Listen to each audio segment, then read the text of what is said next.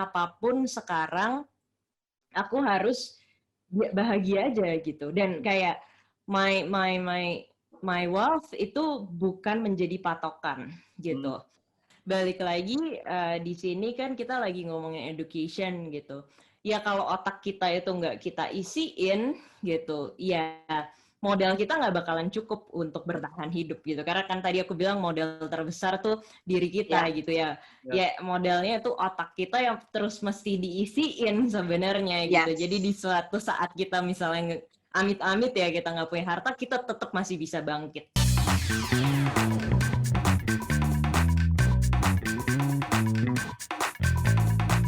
Hey guys, welcome back to Dompet Millennial, personal finance podcast di mana kita ngomongin savings, investing, dan really semua hal-hal impact dompet kita lah ya. You're always here with Sammy and Samira. Hey Samira. Hi, how are you doing, Sam? Baik. How are you? Baik. Okay, hari ini adalah first year since COVID, by the way. Just letting you guys know that today is the first day that we got our first case of COVID and it's 1 year. 1 tahun yang berlalu. Tapi I hope everybody's still happy, healthy, and full of blessings. This is like a reverse of an anniversary ya, Kat. Yes. It's not something you want to celebrate. No, it's not something we want to celebrate. Tapi hari ini I'm super excited. Okay, that's it.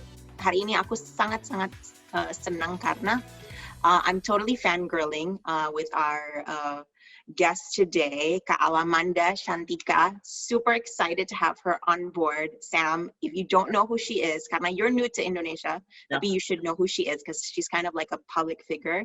And so she's the founder and president director of Binat Academy. Tapi the thing is, her background is as impressive juga gitu. She was vice president of Gojek and inspiring woman of the year of 2018 by L Style Awards. Jadinya benar-benar she's like all-encompassing, and she's here today to talk to us. Jadinya kayak I'm really excited. Kak Alamanda, come over here and say hi to everybody. Hai semuanya, thank you Mbak Samira dan Mas Sammy. Nggak boleh manggil Mbak ya? Aja Samira, you can call Sammy, sebenarnya adik Sammy, he's super young. Oke, adik Sammy. Dia tuh tampangnya aja lebih mature, tapi he's like almost 10, he's like 10 years younger. Ini belum dicoba. Wow, oke. Siap. We're excited to have you on, Kak. Maksudnya kayaknya kita di podcast ini I don't think we've touched specifically topic on education ya. Dan kita excited to have somebody yang benar-benar in the field yang banyak experience di bagian itu. Iya. Jarang banget juga sih aku ngomongin apa yang akan kita omongin hari ini. Jadi lumayan harus mikir yang pertama, karena biasanya pertanyaannya itu aja ya kan. Kayaknya yang hari ini tuh lebih seru gitu dan ya mungkin bisa menambah banyak insight lah buat teman-teman di luar sana. Iya. So hari ini we want to talk about education as an investment sebenarnya.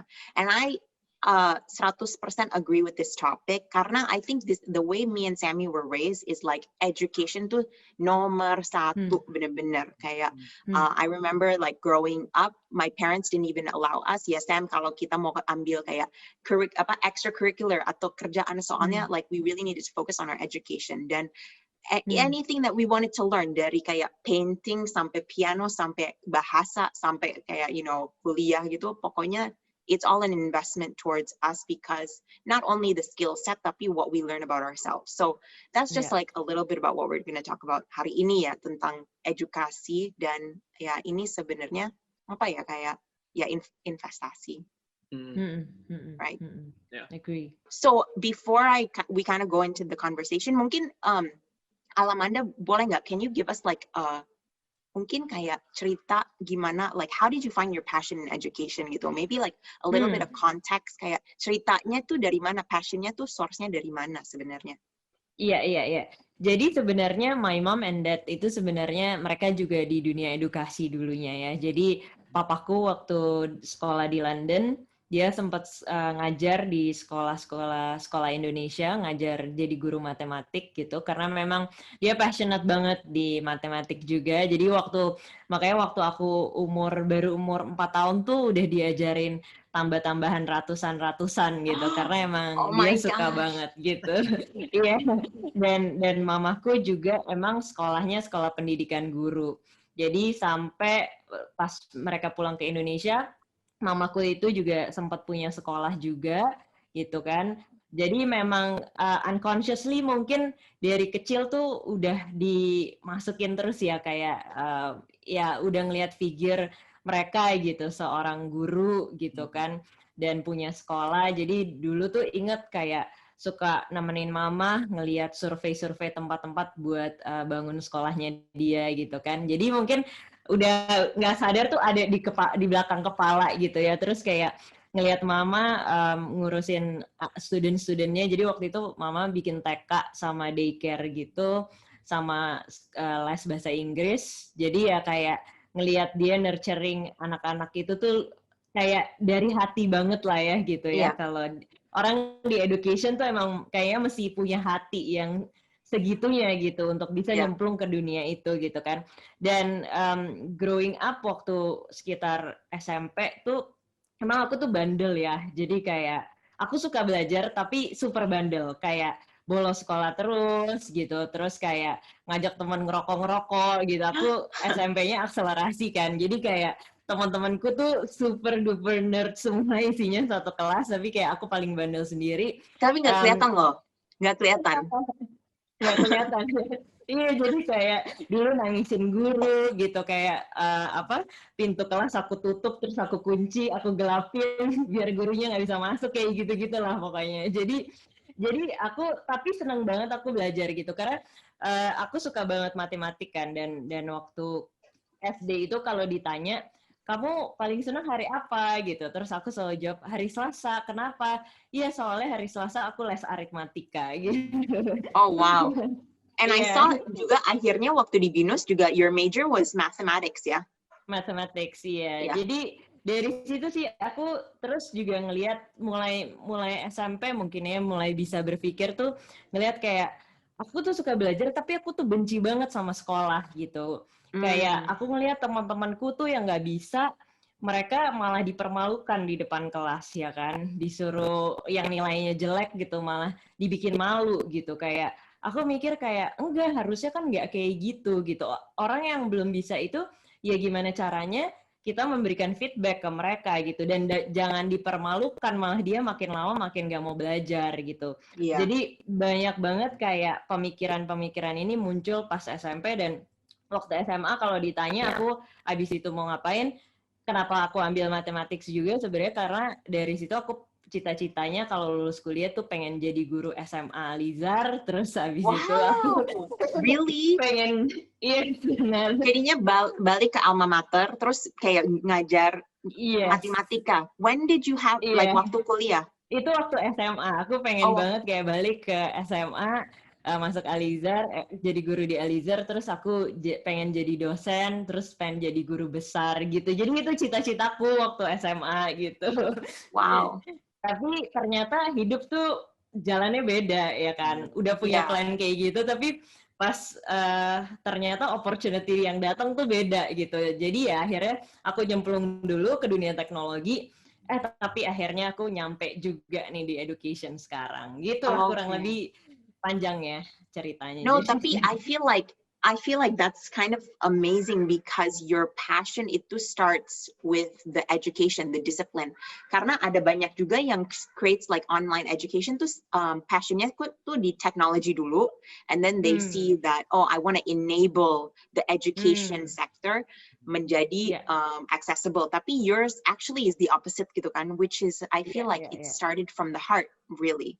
Iya. Makanya emang kita kan mulainya juga kan very conventional ya, Binar Academy. Kita nggak ada teknologinya segala macam. Dan emang yang mau aku build itu adalah sekolah, democratizing higher education lah gitu. Kayak contohnya yang tadi aku bilang gitu ya, kita nggak mau di sekolah tuh anak-anak dijudge, nggak bisa gitu kan. Nggak mau ada kayak ulangan-ulangan gitu kan, yang bikin nilai jelek terus orang nggak mau belajar lagi gitu. Jadi hal-hal tersebut sih sebenarnya yang aku bangun awalnya, barulah sekarang kita membangun teknologinya. Dan teknologi ini sebenarnya hanya sebagai tools kita gitu kan untuk scaling everything gitu, supaya lebih bisa accessible juga to everyone, karena itu salah satu pilar kita juga di Binar tuh. Kita ada 3 pilar. Yang pertama experience, again yang tadi aku ceritain gitu, experience yang aku pengen perbaharui lah di dunia ini. Yang kedua adalah accessibility, karena kita juga sebenarnya kan dari awal tuh kita sekolahnya gratis gitu ya, tapi karena banyak banget pelajaran yang aku dapat waktu kita ngasih sekolah gratis gitu, dimana banyak orang yang nggak komit juga untuk ya akhirnya jadi kayak mungkin orang-orang jadi FOMO lah gitu ya, fear of missing out gitu kan. Oke, ini ada gratis-gratis kita ikut deh, tapi di tengah jalan mereka banyak yang bail out, dan akhirnya ya kita nggak bisa sustain lah dengan hal seperti itu. Makanya tetap sekarang kita kalau di-compare sama tempat lain yang serupa lah, kita masih bisa dibilang harganya 7-10% lah dari sana. Karena kita memang benar-benar karena kita want to make it accessible. Yes, accessible. Karena emang kita pengen banget, yang kita pengen grab itu justru adalah anak-anak di luar Jawa gitu ya. Karena aku itu pas keluar dari Gojek, aku kan banyak keliling Indonesia, aku banyak ngobrol sama anak-anak SMA, anak-anak kuliah di sana gitu. Yang aku lihat adalah masalahnya terbesar adalah memang informasi gitu ya. Ternyata Indonesia tuh luas banget gitu. Kayak sesimpel gini deh, kita ngomongin sepeda fiksi gitu ya. Kayak sepeda fiksi mungkin udah hype di tahun 2005 gitu di Indonesia gitu. Tapi kayak di Bandung aja tuh mungkin baru telat lah, kayak telat 2 tahun lah gitu ya. Atau di Jogja gitu mungkin telat 5 tahun gitu kan.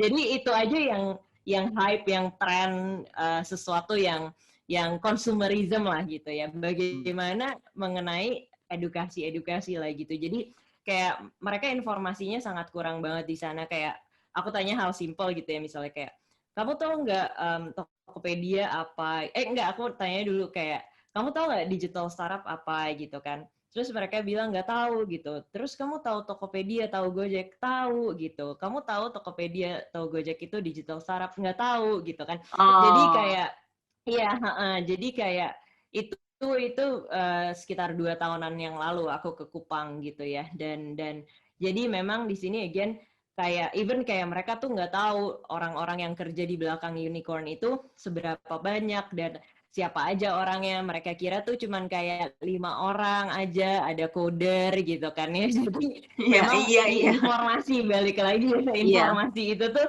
sangat minim. Jadi memang kita pengen banget Binar itu bisa diakses sama semua orang lah di Indonesia gitu. Makanya kita buat teknologinya juga untuk bisa menyampaikan hal ini gitu. Yang terakhir sebenarnya konten gitu. Karena aku ngelihat juga kita di Indonesia terutama di higher education gitu ya, memang kan namanya birokrasinya juga panjang untuk kita membuat sebuah jurusan baru atau apa gitu. Tapi kayak misalnya kita ngomongin psikologi ya, dari dulu psikologinya di Indonesia psikologi aja gitu kan. Sedangkan kayak kalau kita di luar kan udah berbagai macam lah ya cabangnya dari psikologi itu gitu. Jadi aku juga ngerasain banget waktu aku kerja dan pas kuliah itu, karena kan aku Indonesia banget ya kuliahnya ya, jadi kayak kerasa beda banget yang kita pelajari di kuliah sama yang sebenarnya harus kita pakai di dunia kerja. Dan itulah yang kita pengen, pokoknya konten-konten kita harus selalu relate ke dunia industri, tapi juga jangan lupa relate ke anak-anaknya. Jadi kita tuh materi-materi kita itu tuh sangat santai, dibawa ini dengan bahasa Indonesia juga, dengan analogi-analogi, karena kan mengajarkan digital skill itu kan banyak terms-terms yang aneh-aneh, yang orang tuh suka nggak ngerti gitu ya. Jadi kita menyederhanakan banget lah bahasanya. Jadi kurang lebih itu. Ya. Kalau Binar Academy itu, is it just kayak certification atau webinar gitu? Atau dua-duanya? Iya, jadi dua-duanya, betul. Jadi kita ada yang intensif kelasnya, itu 4-6 bulan dan kita fokus di digital skills ya, karena aku kan background-nya di digital, jadi yang aku paling tahu itulah untuk saat sekarang Ya, gitu. sangat penting Jadi banget. kita ngajarin, iya betul, kita ngajarin product management, bagaimana membuat ide-ide untuk membuat aplikasi, kemudian UI UX, bagaimana mendesain sebuah aplikasi, sampai codingnya gitu, programmingnya, Android dan full stack web.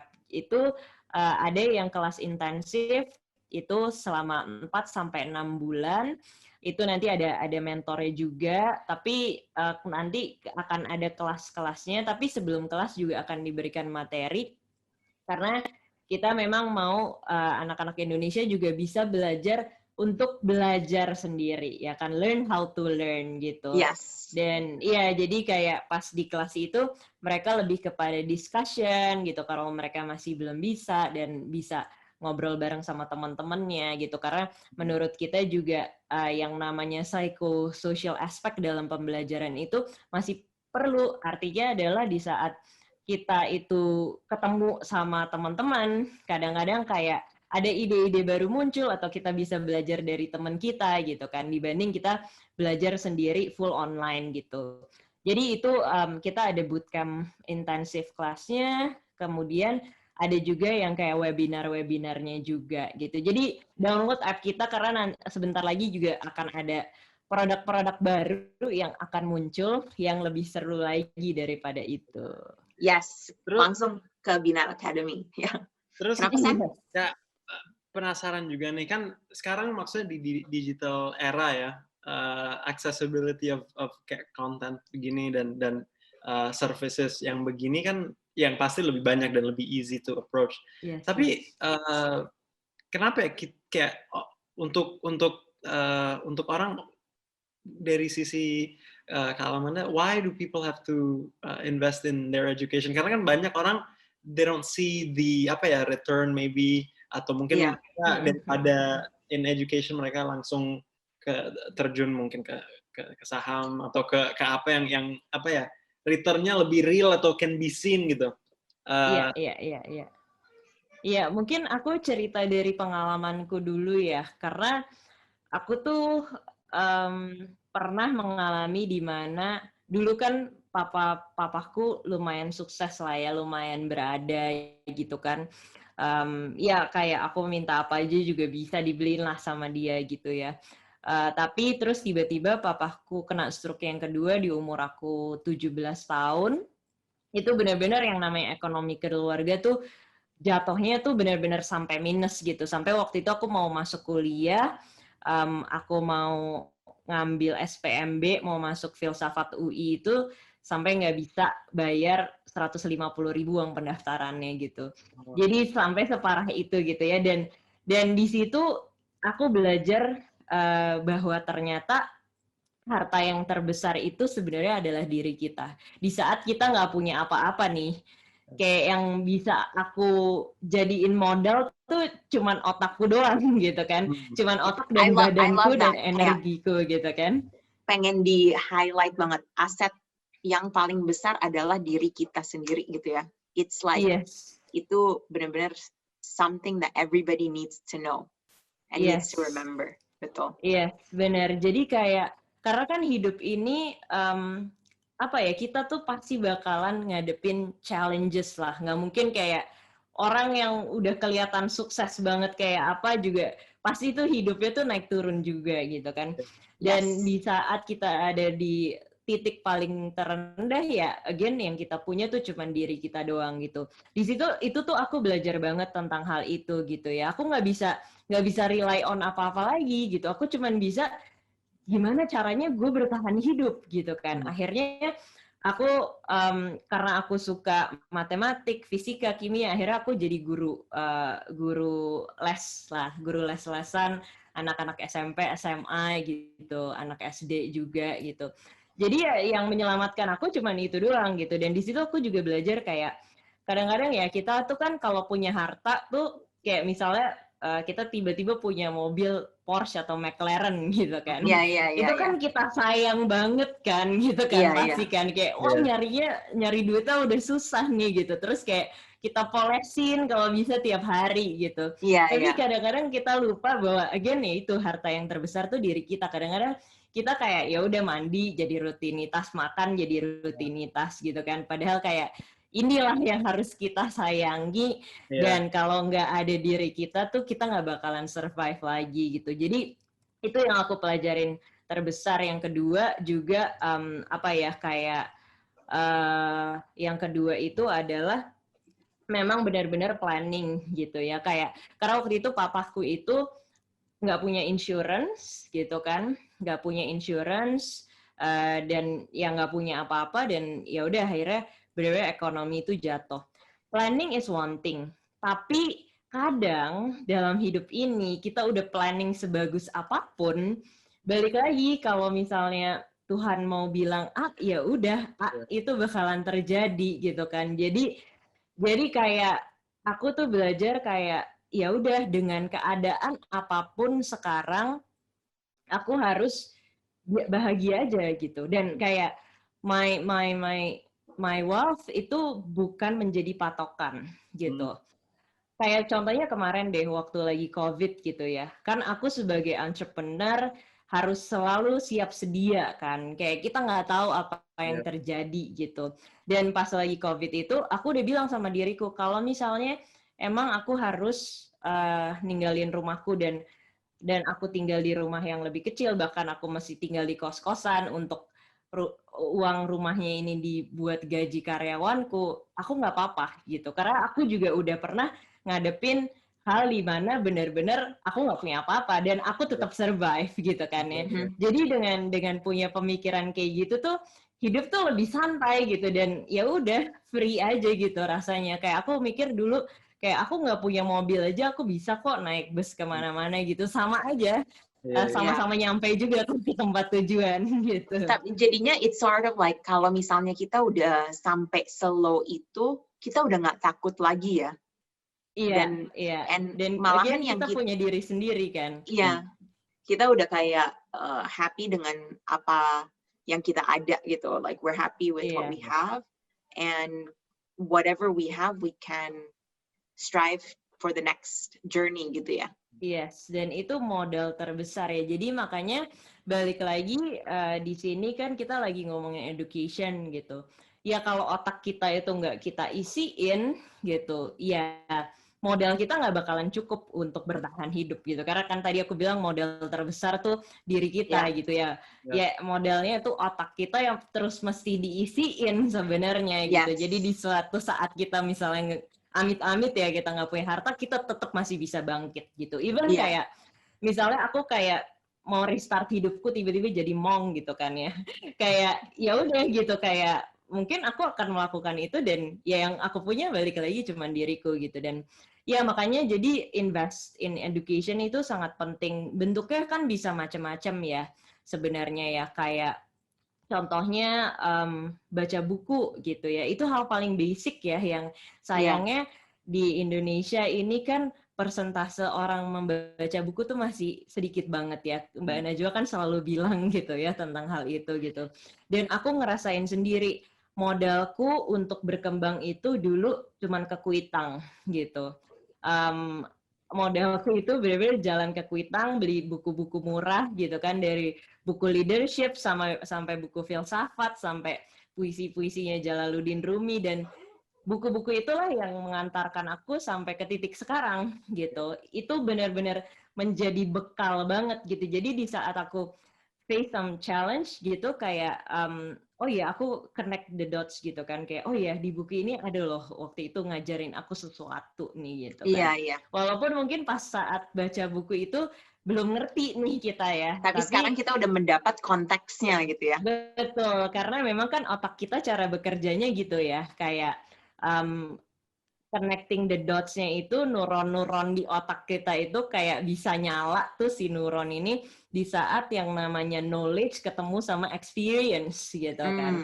Nah, makanya itu kenapa kayak kita suka sama hal yang relatable gitu. Makanya kenapa kayak waktu baca buku kadang masih belum relate, tapi suatu saat kok kayaknya gue pernah baca tuh yang itu, karena experience-nya udah dapet dan akhirnya itu connect gitu. Jadi mungkin dari aku seperti itu sih. Tapi kalau Kak Amanda ngelihatnya, menurut Kak Amanda orang di Indonesia atau mungkin generasi milenial di Indonesia tuh udah ada nggak? Maksudnya prinsip begitu, maksudnya cari education dan strive for better di sisi itu. Karena ya nggak tahu deh, kayak tadi kalau Amanda bilang there's sometimes a delay gitu ke daerah-daerah, dan nggak tahu kalau sekarang dari experience kalau Amanda itu. Iya. Mungkin aku bawa dari experience Binar dulu ya. Kita kan emang sering banget ngadain survei atau questionnaire gitu kan. Tadi kan aku bilang Binar itu udah menurut kita gimana caranya kita tuh ngasih yang sangat accessible gitu kan. Tapi pas kita survei itu masih banyak yang bilang kayak aku pengen ikut banget Binar. Ini 1 dari 3 ya, dari 3 orang ya, which is itu kayak 30% kan berarti kan. Aku pengen banget ikut Binar tapi aku belum ada dananya gitu. Masih terlalu mahal buat aku gitu kan ya. Nah, jadi mungkin di sini memang bisa kita lihat mungkin ya kalau aku ngelihatnya ya sebenarnya kan orang bisa nabung ya untuk membeli apapun, kayak kita mau beli handphone tuh kan nabung gitu kan ya. Cuman mungkin memang mindset-nya itu masih kepada consumerism gitu, karena di drive juga mungkin dengan society gitu. Kita dilihat keren itu kalau misalnya kita pakai tas mahal gitu kan. Kita tuh ya kalau pakai mobil mahal kita dilihat keren, kalau rumah kita bagus gitu dan lain sebagainya gitu. Bahkan aku tuh sering banget ngobrol sama anak-anak jalanan gitu kan, sering ya mereka sahabatku juga lah ya gitu, kita sering bertukar pikiran, kayak akhirnya aku ngerti gitu sudut pandangnya mereka. Contohnya sesimpel ya kayak buat mereka tuh punya 2 nomor handphone tuh udah keren banget gitu, instead of kayak kamu sekolah gitu, kamu masih sekolah gitu, tapi kayak punya 2 nomor handphone tuh artinya dia bisa beli handphone 2 dan udah dilihat sama tetangga itu sesuatu yang wow banget gitu. Jadi memang itu yang masih menjadi apa ya, sebuah challenge juga untuk kita mengedukasi bahwa ya yang namanya edukasi ini memang sebuah investment yang long term gitu, bahkan sampai kita tua nanti gitu kan sebenarnya. Do you see sebenarnya mereka itu lebih mikir short term aja gitu, kayak what I can have mungkin today gitu.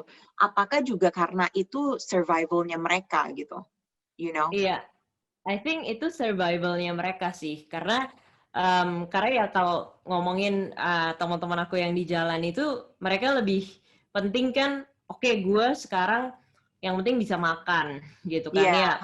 Sebenarnya sekarang menjadi kebutuhan primernya mereka itu handphone, beli handphone gitu kan. Itu kan hal-hal yang seperti itu gitu ya. Jadi education tuh ya udah, mereka kalau nggak bisa sekolah ya nggak usah sekolah. Padahal juga sekolah sekarang, sekolah SD kan juga udah gratis juga ya kalau nggak salah, sampai SMP bahkan gitu. Nah itu sih kira-kira. Nah, kalau misalnya kita ngomongin investasi ke education, sebenarnya caranya tuh bagaimana? Because you had mentioned sebenarnya cukup dengan baca buku kan. Tapi kalau misalnya we're talking about societal standards gitu, kayak you wanna improve your career atau apa gitu. Cukup ikut short class atau misalnya seminar atau workshop, atau misalnya ya yang lebih resmi, misalnya ya S1, S2, S3 gitu. Like what do you think sebenarnya yang mungkin yang paling efektif gitu? I think it depends on your needs. Sebenarnya mungkin aku kasih tips dulu ya, gimana sih cara kita mendorong diri kita sendiri nih untuk belajar. Belum berpikir kayak gue mau invest di mana nih gitu ya. Kayak kan kadang-kadang kita tuh susah ya untuk nge-push diri kita tuh buat baca buku misalnya gitu kan. Nah, kalau aku ya, yang udah aku rasain selama ini sih sebenarnya banyak nyemplungin diri ke hal yang kita belum tahu gitu. Kayak misalnya aku nih, aku jadi CEO, karena aku belum pernah ya jadi CEO company yang sebesar Binar sekarang gitu. Dan kayak dulu aku kebanyakan kan di produk and teknologi gitu. Tiba-tiba aku masih tahu marketing, tiba-tiba aku masih belajar finance juga gitu. Dan dengan nyemplungin diri kayak gitu, akhirnya mau nggak mau aku belajar gitu. Nah, dulu itu aku juga sering waktu masih kerja, aku tuh nyemplungin diri kayak gitu. Bahkan kayak orang-orang kan paling sebel kalau dikasih kerjaan tambahan kan. Nah, kalau aku tuh justru datang ke bosku, aku bilang kayak, bos, aku mau minta kerjaan tambahan dong gitu kan. Yeah. Karena buat aku nabung experience itu yang akan membuat kamu kaya suatu sehari nanti gitu Okay, ya. another thing, nabung experience akan membuat kaya. Betul banget, I totally agree. Iya, kayak apa namanya, karir pas aku tuh kan juga lumayan cepat lah ya gitu ya. Kayak sekarang aku salah satu komisaris muda di BUMN gitu kan. Walaupun di anak perusahaan BUMN gitu ya. Karena itu tadi gitu. Aku selalu mikir kalau di pekerjaan gitu ya, itu tuh bukan yang transaksional kayak oke, aku ngerjain 100%, aku dapat 5 juta misalnya gitu. Kalau aku ngerjain 120%, aku berarti harus minta 6 juta dong gitu. Tapi padahal 20% itu bisa kita tabung sebagai experience kita, dan itu nanti pas udah berapa tahun kemudian itu bisa jadi lebih banyak lagi gitu kan. Kayak yang tadi aku bilang, sekarang aku bahkan jadi komisaris muda gitu di BUMN, yang itu hasil dari aku nabung experience gitu. Dan jangan pelit-pelit ke diri sendiri untuk nabung experience sebenarnya. Yeah. Nah, jadi itu mungkin kayak cemplungin diri, dan terus dengan kita punya mindset seperti itu, otomatis growth mindset kita pasti kebuka. Kan sesimpel kita tuh mau open aja otak kita kan, punya growth mindset itu. Nyemplungin diri, terus abis itu mau nggak mau kita harus belajar berenang ya kan. Jadi akhirnya kita belajar tuh gitu. Nah, yang kedua adalah dengan curiosity gitu ya. Kayak oke, gue curious banget nih mau belajar tentang ini gitu. Dan I think setelah itu baru kita ngomongin nih, ada berbagai macam cara belajar di luar sana, termasuk ya tadi kita udah ngomongin baca buku, seminar, dan lain-lain. Nah, sebenarnya biasanya kalau aku itu lebih kepada mikirnya dari sisi waktu juga gitu. Dari sisi waktu, kira-kira aku bisa spend berapa lama waktu dalam seminggu, dan kira-kira kelas-kelas apa aja yang bisa aku ikutin gitu kan. Nah, sekarang ini juga kan kelas tuh udah banyak banget ya di internet gitu kan. Jadi pilihan untuk belajar tuh nggak ada yang, kalau dulu aku waktu belajar coding tuh aku cuman dari satu buku dari Gramedia doang waktu aku umur 14 tahun ya. Karena belum ada tuh YouTube yang kayak gitu-gitu kan, yang gratis-gratis pun juga nggak ada gitu. Jadi sekarang tuh sebenarnya pilihan tuh udah banyak. Jadi ditentukan aja based on kita punya time managementnya juga kayak gimana, dan juga kayak cost yang mau kita keluarkan sebesar apa. Tapi juga jangan mikir kayak oke, gue mau yang murah-murah aja gitu, tapi kayak berharapnya ini udah sama kayak S2 gitu misalnya kan. Jadi memang harus realistis juga sih gitu. Jadi mungkin itu ya kayak pertimbangan-pertimbangannya, dan balik lagi, semua orang tuh sebenarnya punya cara belajar yang berbeda-beda kan. Kayak, dan temukan cara belajar kamu gitu. Kayak aku tuh nggak begitu suka denger podcast gitu karena aku orangnya visual gitu misalnya. Tapi ya nanti aku pasti dengerin Dompet Milenial. Tapi kayak ada waktu-waktu aku tuh dengerin podcast gitu kan. Di saat kayak lagi mau santai gitu kan. Ada yang kayak memang orang-orang sukanya baca buku gitu kan. Jadi kan semua orang tuh punya gaya belajar yang beda-beda, nggak bisa disamain semua juga gitu. Kayak gitu sih. Did you have something to say? Oh ya, enggak, tadi mau agree juga ya, tiap orang pasti learning style-nya beda banget. Tapi on the subject tadi kayak soal apa ya, nyiapin either waktu atau dana untuk kayak nge-invest balik nih ke knowledge kita. Kira-kira untuk orang tuh budget seharusnya atau like preparation untuk mereka financially untuk education kayak gimana sih? Yang kayak tadi Kak Alna bilang di luar SMP kali ya baru benar-benar keluarga mungkin mulai ngebayar untuk SMA. Terus mungkin untuk orang ada S1, terus belum lagi ya kan lanjut S2, S3. Dari from your experience and from kerja sama orang tuh biasanya orang tuh baiknya kayak gimana sih untuk berapa budget gitu? Yeah, Wait, I have another question. Jadinya Sammy nanya berapa budget yang sebenarnya kita perlukan untuk investasi di education. Tapi aku mau nanya, kan emang investing in education tuh emang it is an investment in money juga, monetary kan. Nah, kenapa sih kadang-kadang tuh kita malahan susah banget mengeluarkan uang itu gitu? You know what I mean? Jadinya ya ada dua pertanyaan sih dari Sammy dan aku nambah gitu. Oke, iya siap. Pertanyaan pertama, berapanya? Mungkin ini dari experience-ku aja ya, waktu uangku masih terbatas banget gitu. Aku itu budgetin 20% itu untuk aku borong Periplus gitu. Ya gen zaman itu masih cuman buku doang ya, source-nya kebanyakan gitu kan ya. Jadi kayak 20% tuh aku bisa kayak misalnya gajiku waktu itu 4 juta gitu, kayak 800.000 tuh aku bisa beli kayak 3 buku lah di Periplus gitu. Jadi itu sih yang aku lakukan. Dan dari dulu kayak aku juga mencoba untuk belajar dari banyak tempat juga ya. Maksudnya kayak kita belajar juga sekarang kayak di YouTube juga kan, apalagi sekarang baru ada Clubhouse dan podcast juga gitu kan. Kita bisa dengar orang dari berbagai macam dunia gitu, bukan cuma dari Indonesia doang. Makanya kenapa dulu aku perginya ke Periplus gitu, karena buku-bukunya kan buku-buku luar semua gitu ya. Jadi itu sih kayak 20% for me gitu. Sampai sekarang sih juga aku membudgetkan segitu juga untuk aku, terserah deh mau beli course apapun gitu. Aku kadang-kadang beli course yang sangat amat random banget sih di Udemy gitu. Nggak perlu harus yang kayak berkaitan dengan pekerjaan gitu kan.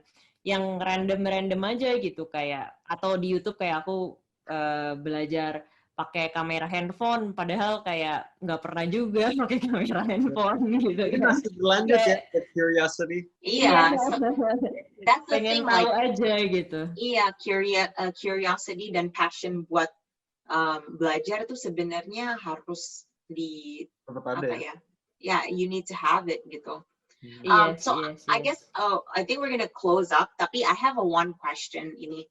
Sebenarnya kan kalau misalnya kita niat nih investasi di edukasi buat diri kita sendiri, when can you say that you've actually succeeded? Maksudnya itu kapan kita bisa ngelihat, oh sebenarnya investasi yang aku bikin gitu, I put in my time, my effort, my money gitu, ya itu berhasil atau enggak gitu? Where can you see it? Yes.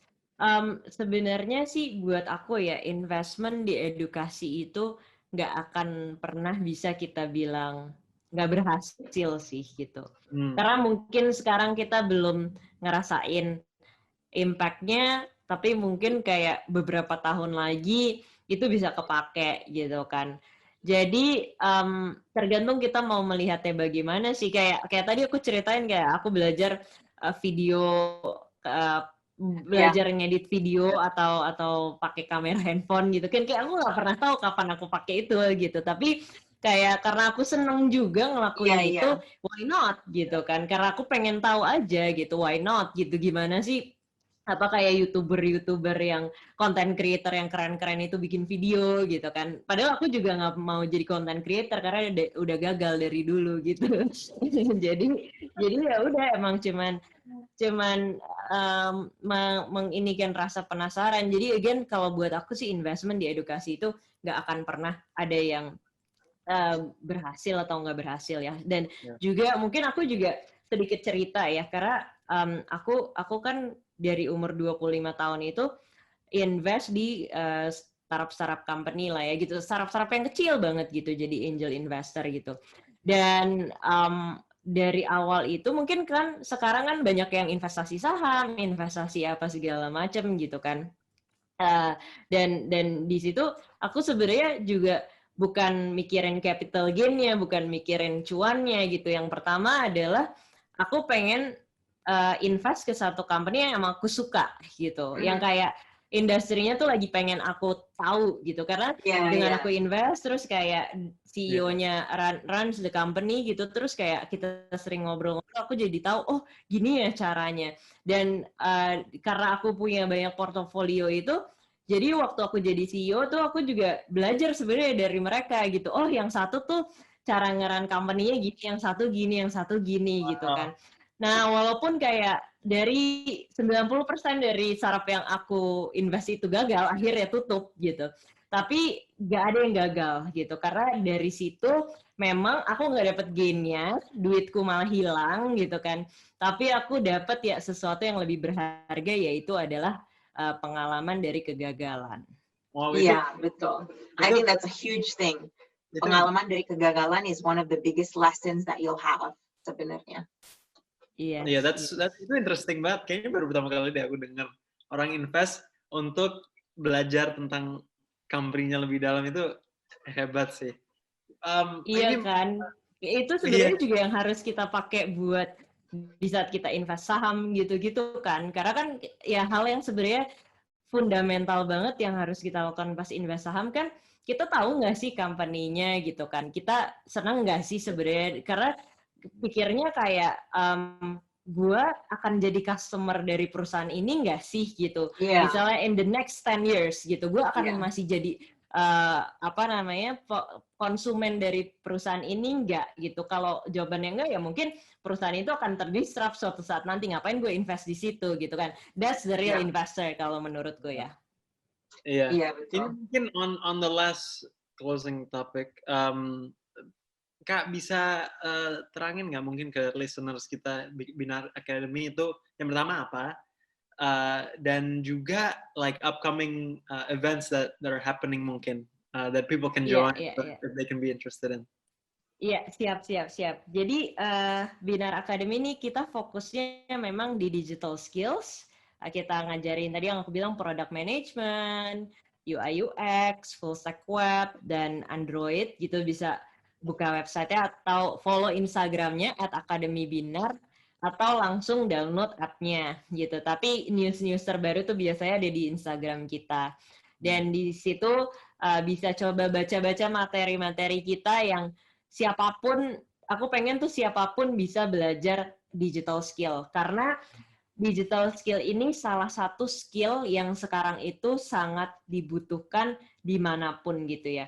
Ada terms baru, nggak baru-baru banget sih sebenarnya ya, tapi ini udah mulai diomongin banyak orang tentang transferable skills gitu. Dimana transferable skills ini kan memang sebuah banyak skill yang dibutuhkan di saat kita ada di posisi apapun gitu. Karena di dunia sekarang yang cepat banget berubah, kita harus terus adapt gitu. Dan di dalam transferable skills ini adalah salah satunya digital, karena kayak aku di banyak corporate gitu ya, ngebantuin banyak corporate pun yang dulunya konvensional sekarang semuanya dituntut untuk udah mengerti digital skill, at least kayak pahamlah bagaimana kita membuat sebuah solusi itu solusinya itu dengan menggunakan digitalisasi atau teknologi gitu kan.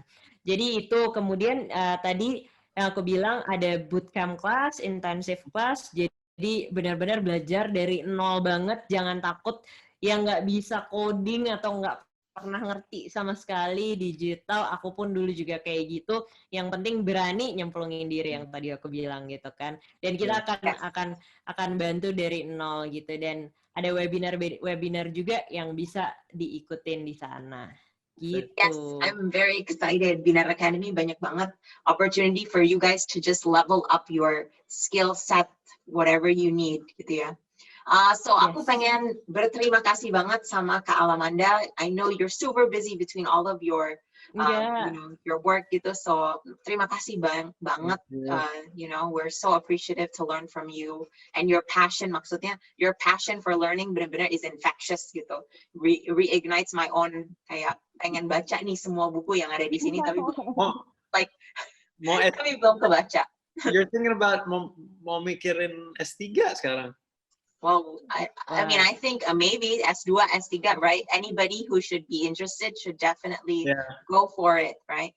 Yeah. Yes. Yeah. So Thank you so much, Kak Amanda. I wish I'm a product manager now, tapi I wish when I was Wow. still in college gitu, I took classes mungkin kayak yang disediain oleh Bina Academy. So thank you so much for Yeah. helping. Thank you banget. Thank you. banget And semuanya. for all you Dompet Millennial listeners, kalau ada feedback, ada insight, don't forget to come on at Instagram Dompet Millennial, dan kita setiap Senin dan Kamis ada episode baru. Okay. Yes. Thanks everybody. Thank you guys. Bye. Thank you.